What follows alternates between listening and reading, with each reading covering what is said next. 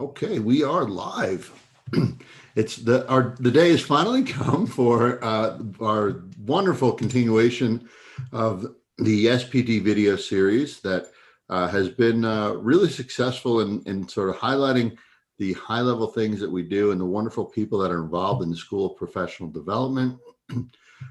I am Al Pisano. I'm privileged enough to have been working with these fine women over the past month or two for this webinar. I'm really excited to conduct this, host this with the team here.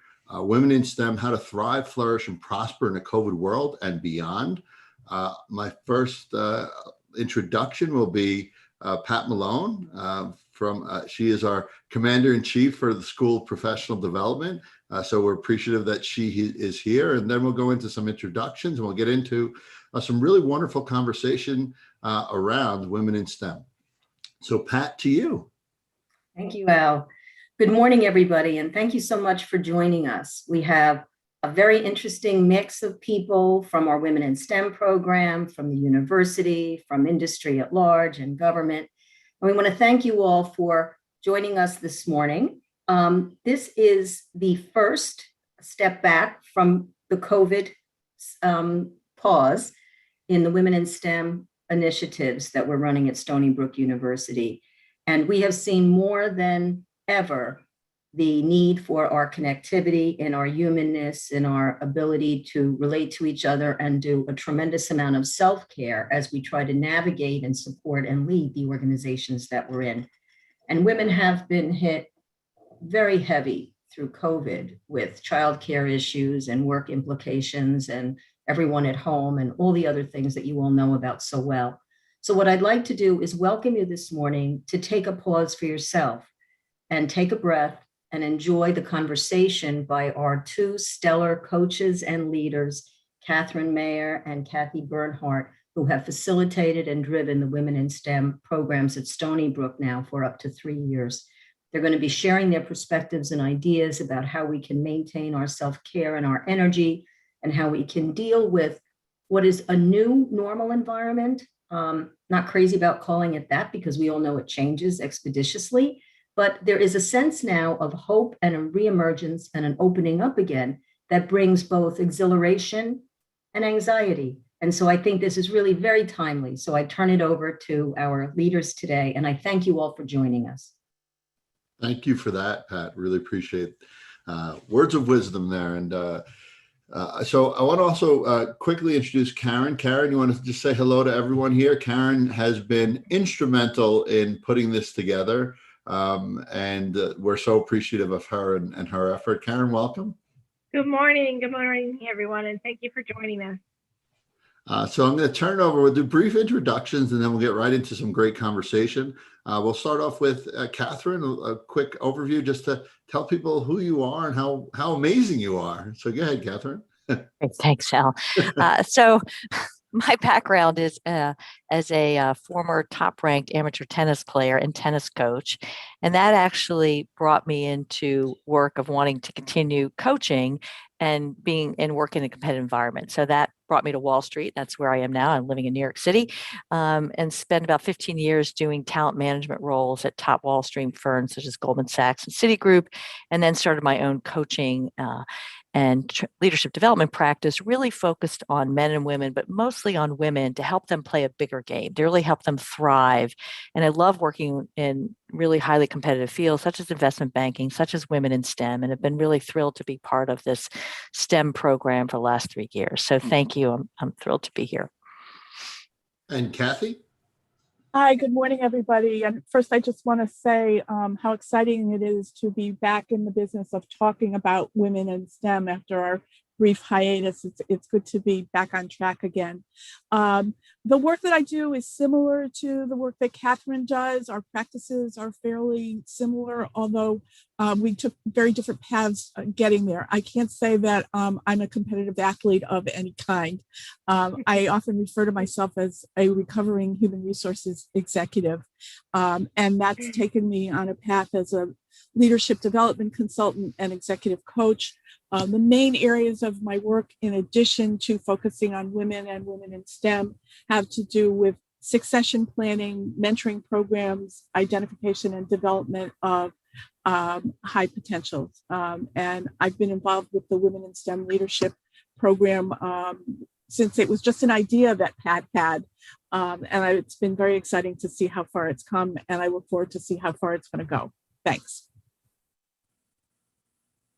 That's great. So what I'm going to do is, before we get to the questions, Pat, I'm going to actually make you an attendee, so that, and if you want to come back in, let me know. So we just get a little bit more real estate on the screen, as per you, Pat. So we chatted in the background on this. I'm not just ousting my boss here. We chatted in the background here.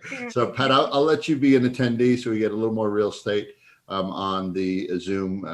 Great suggestion on that. All right. So you will be an attendee now, so you continue to watch. And thank you again, Pat.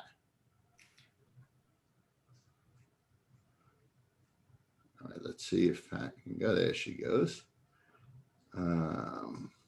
And Karen, do you want to stay on camera or you want to go to attendee for now? It's up to you. I could bring you back in. You can make me an attendee. Okay, sounds good. I cede all of my real estate to Kathy and Catherine and you. All right, so Karen, I'll bring you back in. Ping me if as a reminder at the end, but I'll bring you back in towards the end there, right? Excellent. All right, so and I hope as we move through these questions and as folks hear the background for Catherine and Kathy, the reason I always ask for those background is to not just have folks talk about some of the things they do, but to have an understanding of the audience of how much experience you both have and how much people can gain from your knowledge and experience. And that's what I really hope this does for women and men alike about in this space and the impact that they can have based on what you're telling them here and your words of advice. So the first question is actually going to go to, so the way this works is we'll ask questions. We'll ask about 4 or 5 questions of both of the panelists here. I'll give the opportunity for both of them to respond, and it's very much going to be an organic conversation around these topics. We've discussed these questions for a while and really think these highlight most what we want to learn around women in STEM and leadership overall. So Kathy, the first question is for you. What is the status of women in STEM? So if you could sort of outline the landscape and how has the pandemic, of course, impacted that? And why is it important that women in STEM as a topic, the landscape of women in STEM in your mind? And then we'll go to Catherine for her input as well. Sure, thank you. And I'd just like to kind of set the stage a little bit and give a little context for our discussions. And I'm sure many of you are somewhat familiar with the way things demographically kind of work out. But we know that women make up almost half of the workforce. There certainly have been some disproportionate challenges on women during the pandemic. But only a quarter of the STEM workforce is made up of females. And while that number represents a huge increase over the past number of decades, back in 1970, when they first started tracking things like this, women made up less than 10% of the STEM workers. So while there's been progress, the progress hasn't been even. Women haven't advanced as much into leadership roles the same way that men have. And of course, there's some systemic reasons for that. I think our purpose today is to talk less about the systemic reasons and more about the individual things over which individual women have some control. We know that women have made strides in a lot of STEM occupations, but unfortunately, they didn't make as large of gains in computer science and engineering, which is where most of the growth has been. So the good news is there's a tremendous amount of opportunity for both men and women in these fields. We hear all the time that there's going to be tremendous growth in STEM fields. Think about it. Every time you turn on the news or pick up a newspaper, you hear about jobs in artificial intelligence and virtual reality, green jobs. And technology and engineering are said to be expected to be the most sought after skills over the next decade. And so undeniably there are challenges. I would also argue that undeniably there are opportunities. There's no reason that those jobs all have to go to white males. We know that the next chapter in the war for talent in general is going to be pretty intense. Women have the specific technical skills to fill a lot of those jobs that are in short demand. So I guess I would, before I flip it over to Catherine, I just want to say, we're not here to define the problem. We know what the problem is.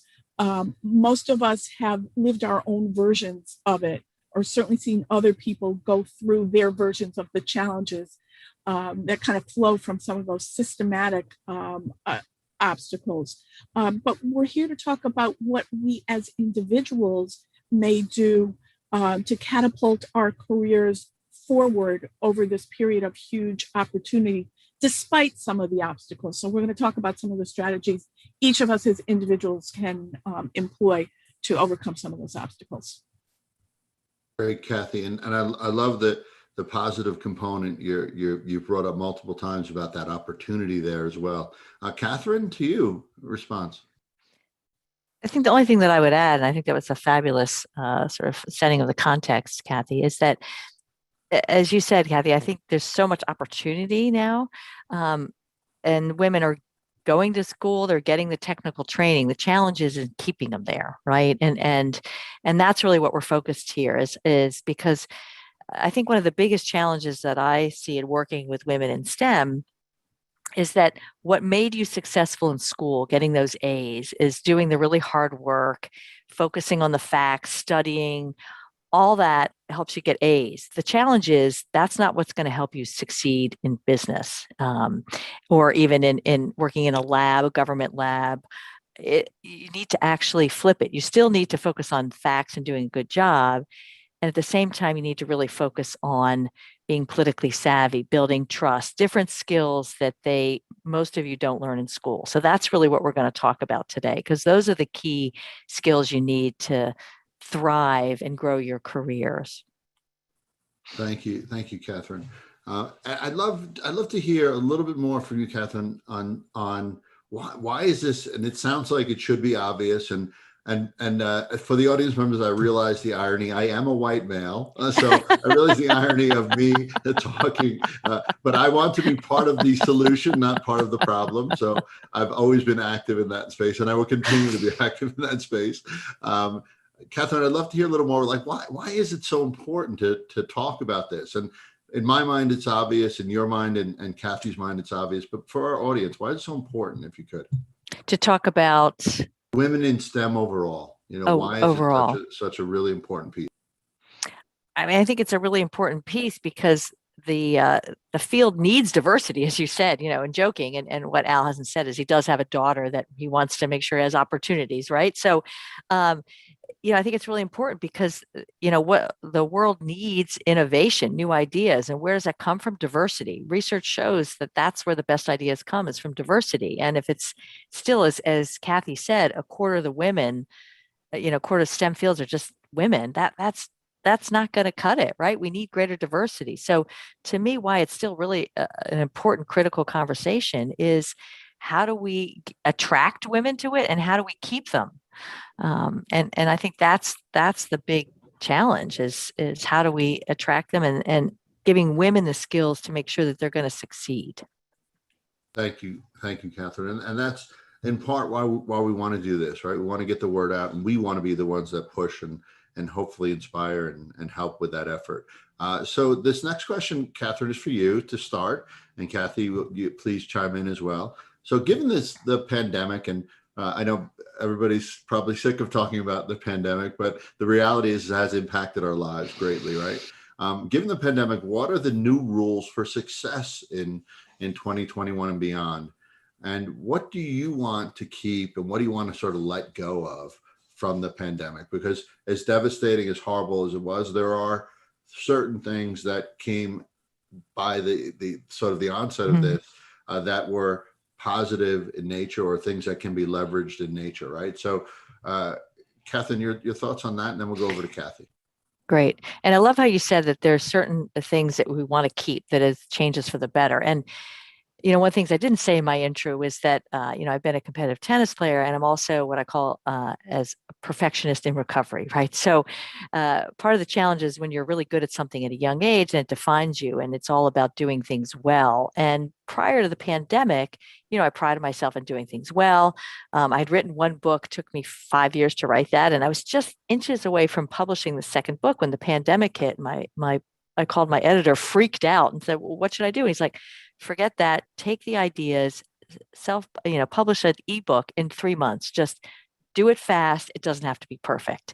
And that to me was like the motto of this pandemic that I think we're going to have to carry forward, right? That it really did actually cure me of my perfectionism because I had to work fast, recover, try things, throw a lot of things against the wall and experiment a lot. And I think we're going to continue, right? Because the situation is very fluid. So to me, the big learning for me is we don't have time to be perfect. There certainly are things that need to be perfect, like we don't want the bridges falling down, right? But a lot of other things you don't have time for that. So it's a lot of experimentation. Get comfortable with that. And the second is really you got to be kinder to yourself and more empathic, more compassionate, because that's how you're going to recover from mistakes, right? Research shows if you're more compassionate, you're going to bounce back faster. And if you're a manager or leader, people are still freaked out, uncomfortable with this transition to work. What does this mean? What does it look like? And the empathy is a critical skill for managers or leaders because that literally calms the nervous system down and helps people take a breath, right? And be able to be productive and resilient and innovative. So to me, those are the two key things. You don't have time for perfection. You've got to experiment. And two, you've got to be kinder to yourself and more empathic towards others. And Kathy, you could jump Yeah. in as well, but I'd love the perfectionist piece, perfectionism. Yeah. Could you contextualize that a little bit for the audience, just so they know that aspect as well? Sure. So perfectionism, what that means is that really means that your identity is defined by what you do. And so it really limits your ability to take risks, try new things. Because, for example, if we just stick with the tennis metaphor, if I lose to somebody that I shouldn't lose to, then I feel less about myself. So if I'm a female, there's lots of research that shows if men and women are applying for a new job, what percentage of the qualifications do they need to have before they'll even apply? Men will say an average 50%. If they have 50% of the list, they'll say, that's good enough, I'll go for it. Women, if they don't have 100%, they tend not to go for it. And that's the impact of this perfectionism. If they can't check off all the boxes, they're like, maybe I'm not good enough. So it really holds them back from taking the risks and growing that they're going to need to do in their careers. And that applies even if they are in a role or in a job as well. Absolutely. Yeah, absolutely. Excellent. Kathy, thoughts to add to that? Yeah, one thing that I'd like to pick up on, and I think we'll come back to this later, but Catherine's point about perfectionism, I think, is spot on. And another thing about that is it's an exhausting way to live. And I think we found during the pandemic that this whole idea of boundaries and blurry lines between our personal lives and our professional lives was a huge challenge for a lot of people. So I think those of us who managed to navigate our way through it and come out where we are today, one of the things that I personally learned is just being more intentional about boundaries. We talked a good game about boundaries before the pandemic. I think it was really put to the test for those of us who spent most of the pandemic working at home, where the line between our personal lives and our business lives just was invisible sometimes. And this idea of being intentional in general, I think, is something that we should carry forward, and certainly about our personal versus professional boundaries. The other thing, quite frankly, not everyone has a long commute, but for those of you, and I used to do this a lot myself, who have a long commute, this idea of realizing how much more productive we can be if we work at least part of the time, and I know different organizations are going to come down on different sides of this argument, but how much more productive we can be when we eliminate that commute is something that I would like to see us eliminate, or at least minimize the commute, and give ourselves more control over how we spend our time. And as I said, being more intentional across the board. And that's showing in studies that shift to people wanting to be remote working. I think is because of that mindset has changed, and that need for the mental health really to be able to disconnect at some point. And I love you, Kathy. We've been talking for a few weeks now, and the intentionality piece and being intentional. That's something I know, as well as many other things you both have said. But that's something that's really resonated with me, and I hope resonates with women and men who are listening to this now. So thank you for that piece as well. So Catherine, anything to add to that before we go on to the next question for you?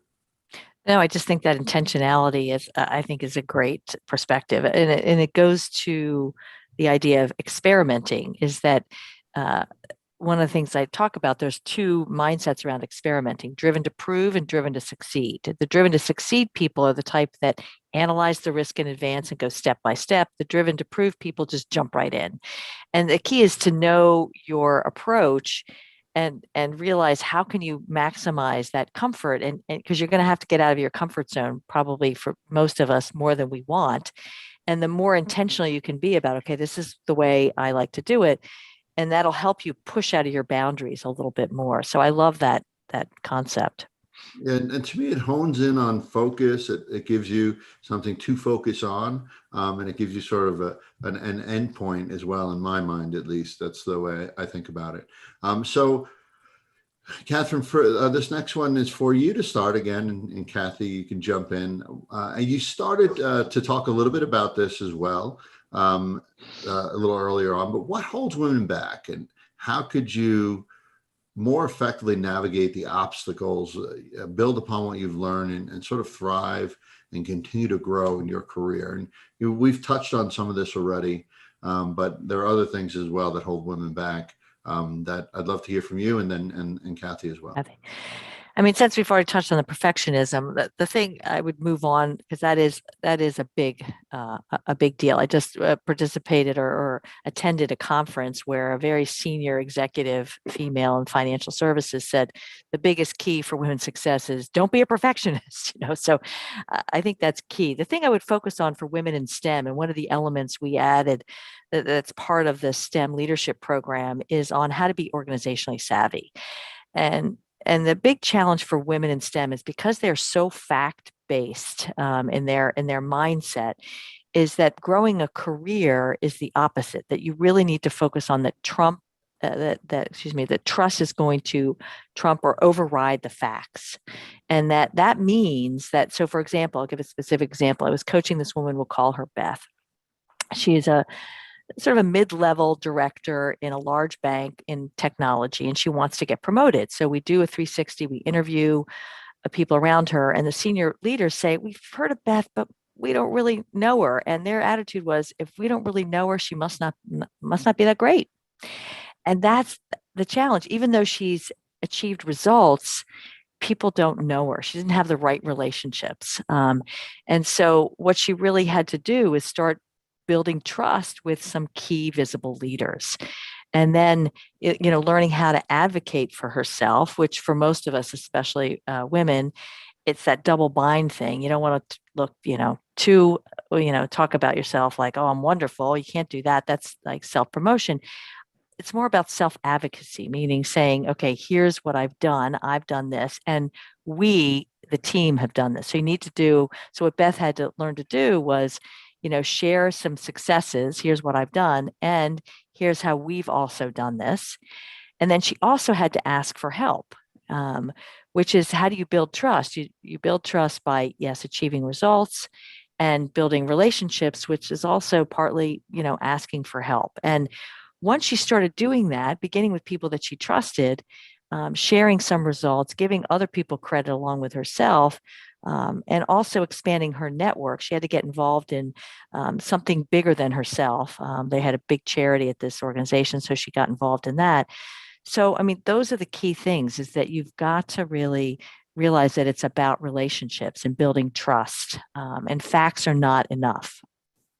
So, Catherine, I love so much of what you said, and Kathy, I want to hear your thoughts as well.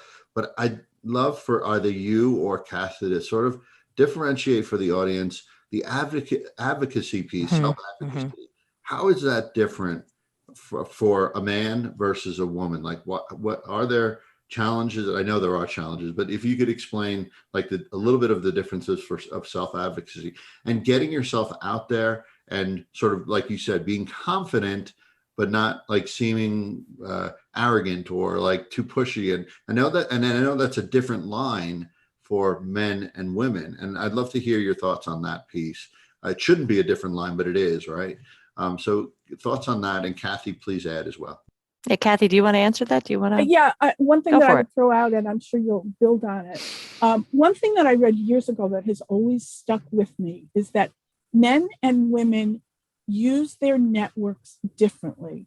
First of all, women tend to have less robust networks than men to begin with. Yeah. And I think it's fascinating that women tend to use their networks to ask for advice from others, and men are much more likely to ask for what they want, ask for what they need, ask for favors. Could you do this for Fascinating. me? Not just, what do you think about that? It's a very simple, but I think a powerful difference. So number one, I think women need to expand their networks and put themselves out there, make it a priority rather than just a nice to do if I have time. And oh, by the way, I never have time. And think about how you're using that network to ask for what you want and also to give to your network. Think about, what is it that I might be able to do for someone else, not just give them advice. Catherine? Love that. Love that. And the 2 points I would make on that are, one, research shows that those who spend more time networking rise faster than those who just put their heads down and do their job, number one. And number two, I love what you said at the end, those help others. One of my favorite business books is Give and Take by Adam Grant. And he talks about that, there's a lot of hard data that shows those that help others are more likely to rise faster or rise up than he calls them their givers, matchers, and the takers. So who rises up? Both the givers and the takers, but actually, it's really the givers that more people are going to want to help, because the biggest problem most of us face is asking for help can feel awkward, especially women. We don't want to look weak. But if you've helped somebody, that sort of gets you over the line. People are more likely to help you. It makes it easier to make that ask.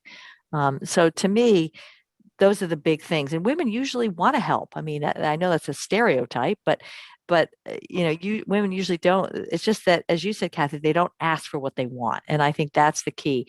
Help others, and that makes it easier to ask for what you want.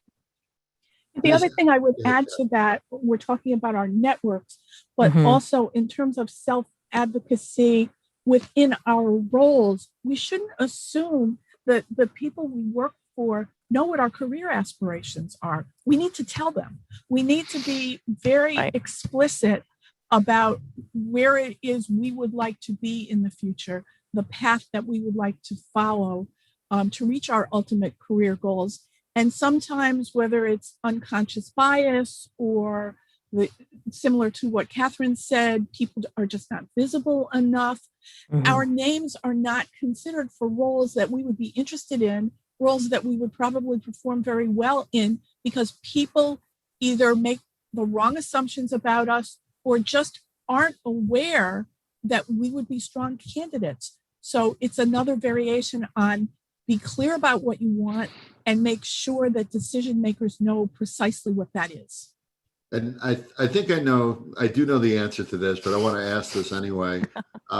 Is that sort of the perception of women, if they don't express what they want or what their intentions are, what their aspirations are. Is that perception different for men and women as far as a man doesn't do anything or doesn't self-advocate, a man doesn't express his views on where he wants to go, what he aspires to, versus a woman? Are those outward or sort of upward leadership assumptions downward, are those different for women and men? Well, I think those are some of the stereotypical assumptions that we have to challenge. And they probably do still exist in some organizations, not all, with some leaders, not all. They're the old cliches about, well, she has 3 children, so she couldn't possibly be interested in a job that requires long hours or weekend work or travel. Well, we don't know that. And so I think we have to go out of our ways to demonstrate that that may not be the case. This is 2021, and there are lots of workarounds, and we shouldn't be making assumptions about either men or women. But I think as women, we want to make sure that we take responsibility for our careers. Going back to Catherine's point, that we don't just put our heads down and behave the same way that we did in school, because that's not an organizationally savvy strategy. It doesn't work the same way in the real world in business as it did in school. And I love, I'm going to go back to that intention piece. And Catherine, I'd love to hear thoughts from you as we come to a close of this very, really wonderful webinar so far. I mean, the whole aspect of advocacy, of intentions, of sort of shaping your own destiny in a way, as for women and, like you said, Kathy, for men. How is that? I just want to express like that. It's not, in my mind, it's not just this, you have an epiphany and that's it, you're good. There's discipline involved in it and there's consistency involved in it. Yes, Catherine and Kathy. And that's something I know for, even as a male, we go through that, but I know for women, the push is even more, the push is even harder, and it has to be a marathon, not just, hey, I decided to do this and I'm good, right? Is that accurate? Yeah, I think that's a great point. And one of the key tools from this program that we run actually in the Women in STEM Leadership program on organizational savvy that I talked about, one of the key ideas is to be systematic and informal in how you reach out to people. So it is, like you said, it's a marathon. But if you can be smart about it, the systematic piece is, I'll tell clients, whatever tool you use, Outlook, whatever calendar kind of tool, put in every week that you're reaching out to 1 or 2 new people, and you try to do it in an informal way. In the world we live in now, it's a virtual coffee. I haven't spoken to you in a while, Al, and you're a person who, is important to me. You got to do it like every week, even if it's just 1 or 2 a week. You've got to keep that going and, stay in touch with people and find out what they're doing and find ways that you can make deposits in this very famous term called emotional bank account, which comes from Stephen Covey's work in the 80s. But it's a brilliant term for any kind of relationship, right? You're trying to find ways to help them, to make them look good, personally or professionally. So to me, it's about being systematic and doing it in an informal way, because that's where people will open up more, not scheduling official meetings, because then it's like title to title. But if you can do that, view it as a marathon, but do it in a systematic, informal way, and just get to know them, build a relationship, and find ways to help them, that will make it a lot easier. Kathy, and I know you mentioned the mental health aspect too, and that's even something, right, that we could add. Yeah, Absolutely. And coming back to this idea of intentionality, one thing that I want to make sure that we fit in is being intentional about managing our energy rather than just our time, which does relate to mental health, also physical health, emotional health, spiritual health. Time is a finite quantity. There's only so much of it. Energy can be replenished when it's depleted. And this whole idea that we are on a long journey, it's not a sprint. So in order to have staying power and really be in it for the long haul, we have to make sure that we build in rituals for recovery, even if it's 15 minutes at a time. And we all have to figure out what works for us. But this idea of rising demands, the response is just work harder and put in longer hours really is a losing strategy, because no matter how strong a corporate athlete we are, at some point we're going to hit a wall unless we give ourselves an opportunity to recover. And recovery means more than just the absence of being busy. Sometimes we stop working, but we're still having dreams about work. We're not doing anything to kind of recharge our systems. So the one thing that I've had reinforced for me during this pandemic is the importance of building in, however small they are, these rituals for recovery, and stop trying to figure out how to manage time. Start trying to figure out things you can do, whether it's exercise, yoga, taking a walk, talking with a friend, any of those things. The quality of the renewal time is much more important than the length of it. We've learned that from research. And going back to what Catherine was mentioning too, that's something that can be scheduled too. You don't have to. Absolutely. Put it in your calendar, right? I think it's intentionality is the, there you go. Right? That's the word. Is the word theme, right? That's the word of the day, right? Whether it's managing your energy or network. And all of these things enable us to make things happen for ourselves rather than just sitting back passively and letting them happen. And it absolutely is possible to do that. Well said. And we have so much technology in our lives. Let's use it for good and set reminders right. and right, exactly. for mental breaks and get us moving in a positive way to motivate and whatnot. So I'm going to bring Karen back in. So that let me just bring her back in here. There she comes in, and let's see if she jumps back on. And so while we're waiting for Karen to come back on, what is and Karen, maybe you could speak to this if you get on there. If we could see your picture, we can't see your video yet. What's the future of the Women in STEM Leadership Program? What's next for it? Karen, are you there? Can you hear me? I don't see my video. Yeah, you just have to put.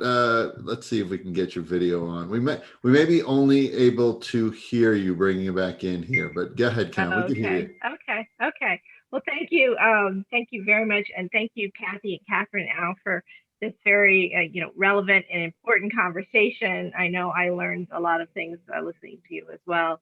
And in terms of the Women in STEM, we are looking to relaunch in the spring of 2022 with a live and in-person program. But this particular conversation is the first of a series of things that we would like to do to engage this community. Kathy and Catherine and Pat Malone and I are working on some different programs that we'd like to introduce, one specifically in the fall. It's all a work in progress, and many of you will be reaching out to, because we'd love to hear from you what you would like to see, what would be helpful to you in these next few months as we lead up to the bigger program in the spring, when God willing we can all be together again in person. Thank you so much, Karen. And that is changing rapidly, as we see in society, thankfully, changing rapidly. It's great to see folks out there and about, and Women in STEM is back and ready to move forward, and excited to hear that in the fall we'll be doing some wonderful things around Women in STEM again. And I think everybody will look forward to actually getting together in a room, not just a virtual Zoom room, although this has been really great. What would we do without these things throughout the pandemic? So I want to thank Catherine and Kathy for not just this webinar, but getting to know both of you over these past months has really been, insightful, enlightening, just wonderful just to get to know you as people off of the air and on the webinar. I'd love to give both of you just a quick chance to add anything else you'd like to add. And thank you again, Pat. Thank some of the folks behind the scenes. Kim Jackalone is always wonderful and helpful in all of these things. All of the marketing folks and the folks that do these things behind the scenes I really appreciate that as well. So Catherine and Kathy, any other thoughts or closing thoughts? And we'll close it out then after that. I guess just the one thing that I would say, we ought to put our money where our mouths are. I would be more than happy to connect on LinkedIn with anybody who I'm not already connected with. And certainly ask me for anything that you think I might be able to help you with.